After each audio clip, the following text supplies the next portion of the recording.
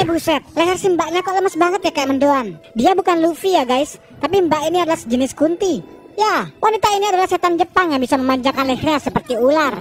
Ia sudah menakut-nakuti bocah kecil ini. Bocah itu berlarian ke sana kemari menghindari kepala itu. Namun kepala itu mengejarnya seperti ular. Bocah ini cukup pemberani. Kalau saya sih udah pingsan dari tadi.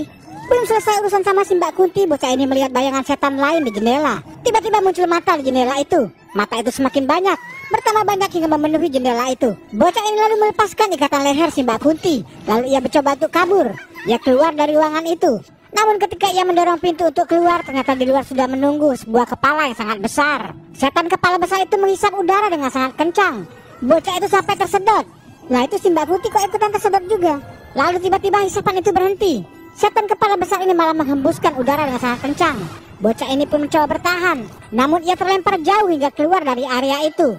Tapi bagaimana bocah ini bisa sampai ke sarang setan ini? Kita mundur dulu sejenak ke belakang.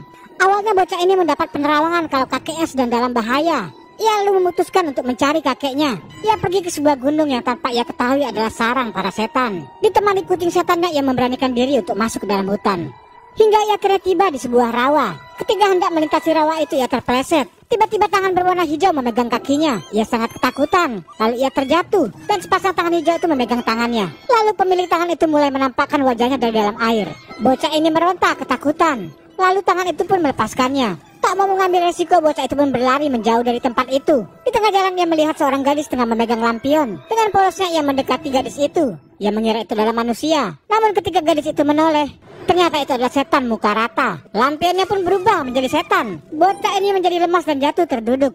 Dan entah bagaimana ia sudah pindah ke sebuah rumah. Ia pun berlari masuk ke rumah itu. Dan di rumah inilah ia bertemu dengan si Mbak Kunti yang sedang menunggu mangsa. Sampai jumpa di part 2. Terima kasih.